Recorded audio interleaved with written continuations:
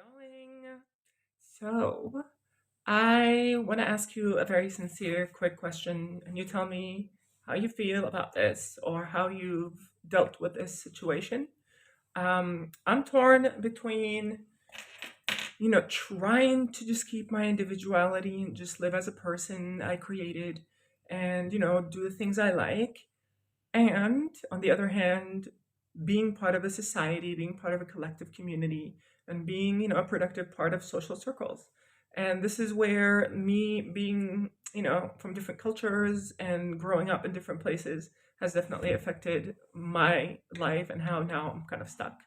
So I'm 32, and this is a bit weird because I've had the same problem like 10 years ago when I was in the United States because my parents are from Kuwait, and then I was, pretty much raised in the United States, at least most of my teens, and I was into the rock metal scene, emo stuff. But after a while, because I was brown and stuff, I pretty much started smoking weed and going back to African American hip hop music, college pop music that just everyone parties and dances to, right? So I kind of lost my identity, I lost who I am because I got accepted into a social circle. And shockingly, because when I was a teenager, I was not like a cool kid. I was a cute kid. I did know that. But I was not like a cool kid. I always kind of wanted to be ignored. I wanted to be in the background. I did not care about dating like all the way even till recently. I never really cared about dating. The people I dated were people who showed interest in me, and then we dated because they wanted to date. So it was not something like I chose. Isn't that crazy? Interesting thought. But back to the situation. In high school, I was an emo kid. I was an emo kid, skinny jeans, straightened hair, puffy in the back. Really like the aesthetics, really like the music, and I still like it till this day. But also, the emo kids were not like the cool kids. There were the weirdos. I guess there's also the gay little stereotype in there with the emo kids. Emo kids are not always gay. Always was a very important word here. But eventually, when I started going to college, I started actually meeting more people from like Arabia and like partying with them. And then I started meeting different people from different towns in Ohio, from different cities in the United States as well. And with this, I started realizing that all I needed here to be cool is to smoke pot and drink beer or be able to take shots. And I was definitely able to doing both of those parts very well. And with this, I accumulated this friend circle. And with time, like when I pretty much was a senior in college, I graduated pretty much on time. I graduated in like the 4 year, and I got pretty good grades, and I liked my major linguistics. But then this was 2016, and Trump was running for president. I was in Ohio, and I started seeing how like the people shifted, and I was not like the fighter. I was not an aggressive person, but I did have more like negative, aggressive interactions at bars after Trump was starting, his political run, political campaign. So I eventually decided to leave, like to go like until Trump was out of office. So I went to China to save some money and just learn a bit about different cultures. The enemy. I went to the enemy, and the enemy was not actually bad. The enemy was very developed. Like when I was in China, I was mind blown. The streets were new. There was so much technology. The buildings were like lit all the time. The subways were amazing. Everything was clean. The city was safe. I was never felt unsafe in China for the whole year I stayed. But eventually, that pretty much pushed me back to be an individual because I did not really like the Chinese mentality, like the Chinese lifestyle. Like Chinese people are very collective, they're very like community people. And I'm used to like the Anglo way of life, I guess. I'm very individualistic as a person. Like I said, I play metal, and that's a very Anglo kind of music as well. And even in college or in high school, well, I did not really go to high school. I just did 1 year high school in the States. But even in college or like this 1 year of high school, I pretty much was friends with everyone, but mostly some more white people that I was friends with because of the things I liked. I was a bit more on the anarchist. I did not listen or care about family or my parents or grandparents or religion. And most people who actually did those or broke the system more freely were certain types of leftist white people, right? So that should not mix this with just everyone who's white, right? Because I never really realized about like the conservatives of Ohio until very recently, like a couple of years ago, when I started understanding that there's right wing and there's left wing parties and there's right wing and there's left wing Americans. And I started understanding why in Ohio I felt a bit uncomfortable, especially seeing how Ohio was pretty much a MAGA or Trump supporter. And that's pretty much, yeah, this is pretty much intertwines with the Nazi march that I've seen videos of in Columbus, Ohio. Ohio, you should be ashamed of yourself for letting this happen. But also, Cincinnati, you should be proud of yourself for standing up against this. And those were African, should I even call them African American? There's a Black Americans from Cincinnati who stood up to these Nazis in Cincinnati, I think. And great work. I mean, if you're a white person and you want to be proud of something, don't be proud of your skin color. Same thing. If you're a black person, you want to be proud of something, don't be proud of your skin color. And it's not just white and black and skin color. It's like cultures. Like white is a cultural identity that's only American, like United States American.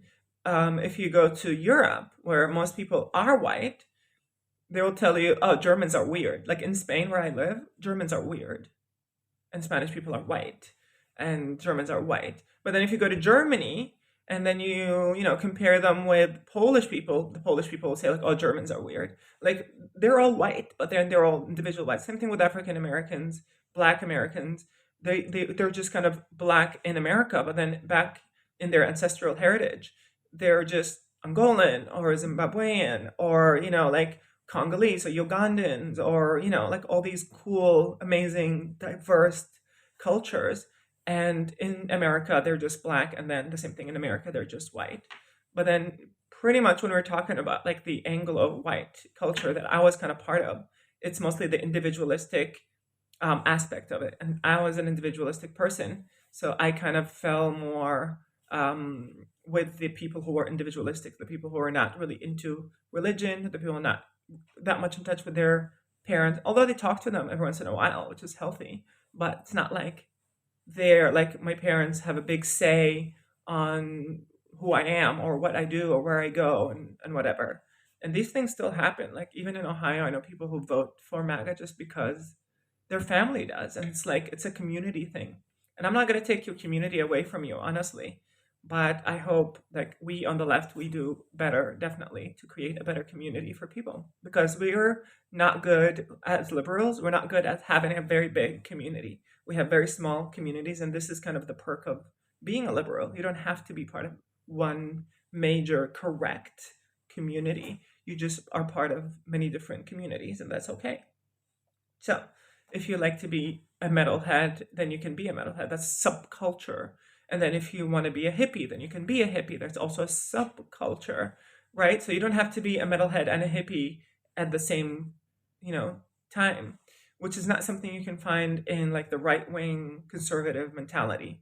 In the right-wing mentality, you cannot be a hippie and right-wing. Maybe there are, but usually people who are right-wing, they're like they look the same, they act the same, they talk the same, they agree on the same things. And like you can take an example of what's her face, the Kirk lady. Like they all have this aesthetic. Like the women have to be very feminine and very cute and very attractive sexually, and then the men have to be square, dry, providers, protectors, aggressive a little bit. There's a little bit of aggression that is necessary, and that's kind of the image. So if I hang out with someone who's right wing, it's very predictable what they're going to do, what they're going to say, what they're going to like. This is why I don't really do it. And then if I go the left, it's like it depends. It depends who you pick. And I typically like people who are like New Yorkers, Berliners, Londoners, anyone who's from a big city, mostly like European big city or US big cities. And I'm not really into LA because LA is still like a bougie vibe. I lived in LA, did not like LA. I was young also in LA, like that's when I went to high school. And I did not have a car.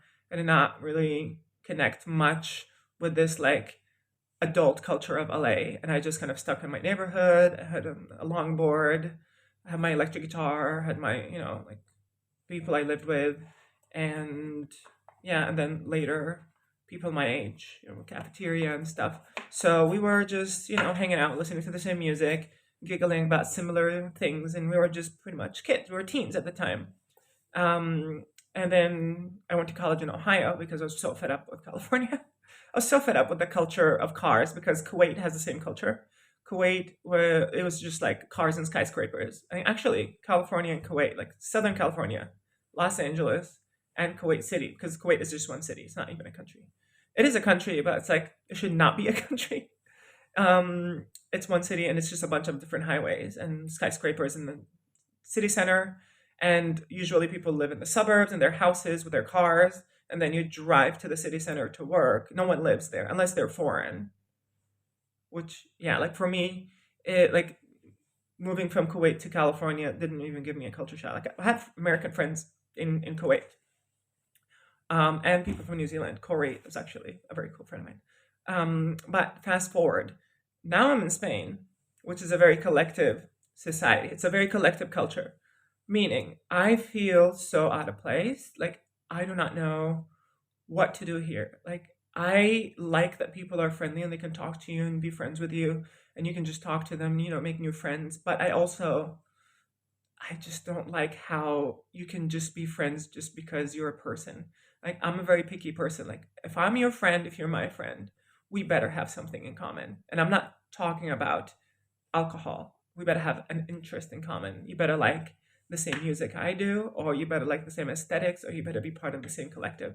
So my friends here, I think what we have in common is they're both part of the LGBT community. They're cis women, and one of them is married to a woman, and the other one is a bisexual. So, and both of them are not from Spain. Like one is half Spanish, one is, Brazilian. But I also have a Polish woman girl that I really like. Same thing. She lived in Berlin and she's dating an Italian and she lives here and she's very individualistic. And for me, she's kind of my go-to because she's very individualistic and we understand each other. With my other friends that I actually hang out with more often, and I probably see them as more close friends, I like them as people, but they're still very social. For me, they're like very group oriented, and sometimes I'm like, I don't know, like yeah, like I just want to kind of hang out with you alone. And people find this very weird. Like people here do not like meeting friends alone, and for me, it's just kind of like I'm just, trying to get to know you about, talk about your life and nothing crazy. And here it's like if I meet with you alone, then I'm like interested in you sexually. And I'm like, why does it have to be that way? Look at this. Pretty interesting. Um, so this is where I'm asking you if you're in a society where it's collective or individual, which one are you? Where would you go? Would you be more like, I want to be with the individuals and just separate myself and just be myself and build myself? Or would you hinder some parts of yourself and just go with the group so that you can have a bigger social group? So this is where pretty much an individual. I still choose individual. I would always choose individual. Kuwait is a kind of collective culture like Seville. They're like this Arabic, Mediterranean, close to Mediterranean. Job comes after family, and I think your job is just something you do because you need money. Like my sister chose something she likes, but she's not like passionate about her job. She just does it. It's like something you get money. It's like might as well just do something that you're like. My brother is the same thing. He's like they're both teachers, and yeah, they're just doing whatever. And then in the United States, though, like my friends who actually work, they really like what they're doing. They're dedicating their life for this job, and their family comes kind of as a part of life, but also like your kids are a separate part than you. And I really like this, and I grew up in this, and I really find myself to be more comfortable in this kind of environment. And then if we meet, then we meet, like we meet to play, to jam, to play the guitar together. We just like have a group band practice or whatever in a garage or in someone's house because in college we had houses also. Um, but also Fast forward to, it's pretty much social in some way. Maybe this is because I was young. Like I left the United States when I was 23, so I didn't really get to experience the work life in the United States. I pretty much left. I did work at the university. I had like a job at Ohio University, but yeah, I was a student, so it was not like a full time job, and I did have social life, but the same thing. It was still different, and I like to be left alone. I like to be individual. Like I don't want to know about your parents. I don't care about your parents. I don't care about your culture. I don't care about your food. I don't care about music from your culture. All I care about is you. Who are you? What do you like? Do you dance? Show me. Teach me something. And we move along, right? And here in Spain, it's the opposite. It's like you talk to people and they're kind of the same thing. I'm actually always on my toes talking to people because I don't want to say anything that offends them because they identify so much with this culture. So when I say, oh, but like there's so much religion here in Seville, many people take this as an offense. They get very offended and they just become very defensive. It's like, no, we have different things. Not everyone is. And I'm like, yeah, not everyone is, but it's like there's processions and like whatever marches so often in the city in comparison to like the United States where you never really see a religious march. You go to church and then you do whatever you want to do.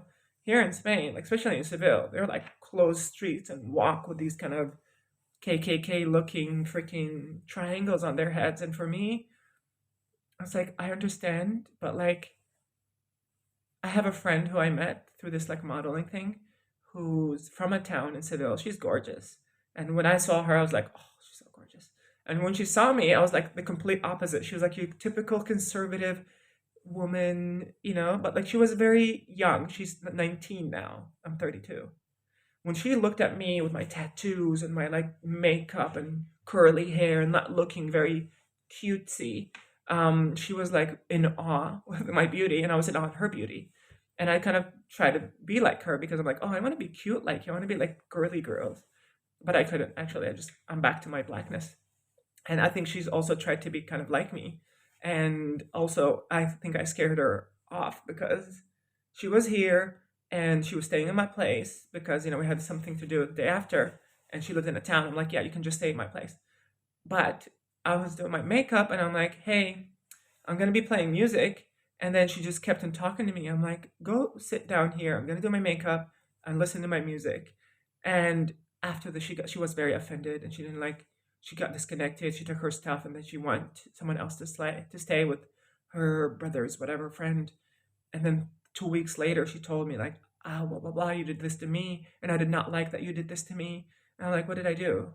Like tell you to go sit on the couch and do your thing? And she's like, yeah, I don't like to sit alone. I'm like, well, I do not like to be around people all the freaking time. So we had this clash of like, she's a collective person who does not like to be alone. I'm an individualistic person. I love being alone. I live alone for a reason. And yeah, we clashed over this, and the same thing happened a couple of times, and now we're kind of disconnecting a little bit. Like, she's not a bad person, but she keeps posting things about like the Virgin and Jesus every single time. And for me, I'm like, who are you though? Like, what do you do? She doesn't have a job. She's still young. She didn't finish high school. And she's obsessed with the Virgin. I think she wants to be just like gorgeous and pretty and a model. And I'm like, cool, but like, who are you? Like, who am I going to talk to? You being pretty does not serve me as a friend. It serves a guy who wants to sleep with you. Cool. But I'm not going to hang out with you just because you're pretty. Sorry. That doesn't really do anything to me. Um, so what would you do? Like, would you like if you're in my place, you're in Seville. Like I've been missing the United States very recently for some reason, and I know it's not just like grass is greener on the other side because I've been there and I know like it can be really bad, especially the work culture and the environment now. Like everything's too expensive, and it's not something you can just chill. You can get fired at 50, 40, whatever time, and it's a bit hectic. You cannot maybe live alone. It's pretty hard right now, and gas is expensive, cars are expensive, traffic is just too much, and people are just too busy. Like people do not have time to meet anymore. And I still miss it because I'm used to it. I'm used to driving. I'm used to like living outside the city. I'm used to being safe in my car. I'm used to having people who think like me. So what I'm thinking now is like, I could go to Canada or could go back to the United States eventually, like after Trump is gone. But what I'm thinking actually, because I like Europe, I want to stay in Europe. I want to be close to everything. Like I can travel from Seville to like Paris or whatever for like $50. I don't think you guys understand how cheap it is to travel here within the EU. So I'm thinking the closest, yeah, the closest, I think the closest culture to the United States I have here, or the most Anglo, would be the Anglo Scandinavian countries, which are Sweden, Denmark, Germany, Netherlands, and probably England or Ireland. Now, all of those have really bad weather, so that's the bad part. But I do like Berlin, and I also do not like Berlin. Isn't that crazy? Because Berlin is very dirty, which I do not like. Berlin is a bit weird, which I do like. But Berlin has a lot of Turkish Muslim people, which I do not like. I escaped that fucking shit. I'm not going to deal with these people. So, like, I'm pro immigration to a certain extent, but also I don't think just anyone who's like, oh, I need some money, can you let me in, should just be let in. I think if people are coming, they should definitely be okay with LGBT rights, women being their bosses, women having rights, women standing up and divorcing them, taking half their property, and women not being beaten at home. Like, I want these people, when they come to this culture, to adapt to that culture. Don't bring your culture. We don't want your culture. I came, I hate my culture. I'm not bringing that culture because that culture was nothing but trouble. And Kuwait has more money and the United States has more money. So I'm not here bringing American culture, asking people to just work harder. I'm not here to bring Kuwaiti culture and asking people, I don't know, like to. Kuwaitis don't do anything. They just have petroleum, they have oil. So what I'm doing is I'm actually putting an effort to become part of the Spanish society. I'm becoming an integrated person. And many Spanish people, even like the ones who are right wing, really like me because they look at me and they're like, wow, you sound like us because you put an effort to sounding like us. You try to get rid of your accent. You don't bring your cultural, garment or and maybe the food sometimes, but I eat Indian food and there's Indian food here. And I cook mostly pastas and stuff. So is it really? And music is the same thing. Like I would never really be talking about like, come try my food from my culture. Like you want to go to McDonald's? That's like when I think when I'm missing home. Or KFC. I actually have Five Guys here, but Five Guys is not as good as the one I've tried in California. The one in Ohio was okay. Um, Kaiser's was pretty good. Ohio has some good food, I would say. The US has good food. But still, like I think anyone who moves to the United States has to pretty much shed their culture. And this is where my friends have problems with me because I'm like a pretty much conservative with this one point. Because I think like unity is a very big thing. And for someone like me who left a very, toxic culture and a place with many immigrants, like the United States has immigrants, but not as much as Kuwait. And then Spain and the United States have kind of similar number of immigrants. But the difference is, um, in the US, in Spain, they can vote, so they can actually make a change. In Kuwait, they cannot vote. Kuwait has like 70%, 70% of people in that country are foreign. When people in the United States complain about foreigners, you're like, poor you. You do not like this is the future. Like I don't think you understand where the future is going. This is the future. Like I grew up with, in my house, my caretaker, which is kind of like a mother, she was a woman from India. Her name was Miriam. And then everywhere you go, to a supermarket, to a store, to a sports goods, coaches, school teachers, all of those were foreigner. The only Kuwaitis or locals you would see were in like government offices, like police officers, firefighters, school teachers sometimes, and sometimes hospitals. But the whole country is run by foreigners, and no one really cares because they need the foreigners. There's a lot of money, and there's not a lot of people. you need people to work so you can make more money. So you bring people from different places and you pay them, and the foreigners are happy and the locals are happy. It's a win-win. Now in the West, it's a problematic situation because now people come here, they cannot speak the language, they don't even try, and then they can vote. And now they're voting to bring their religion and their culture. And for me, someone who escaped that religion, like Islam, I hate it. I hate that these people have rights to vote, especially what's happening now in England, in London. It's like, why are they able to vote? Like, there was an ad in London or in Germany because of Ramadan, I think, where even McDonald's in those cities was not showing food during the day in their advertisement because there were Muslims in the city. I'm like, I don't freaking care. I want to see a freaking burger because I did not choose religion. Now, why are you shoving their religion down my throat? Like, now I have to deal with Christians and Muslims at the same time. Like, just go to your churches and mosques and just do your shit there. Why do you have to come put it in public? And when people put a gay flag, they start ripping things off like you're just throwing this down my throat. It's like, did you see what you do? Do you see how many churches and bells and crosses and whatever you have in public? So I choose individuality. So I'm hoping this is hormonal, because my hormones are going crazy. But I'm thinking, yeah, I might be changing countries. Can't believe I'm saying this.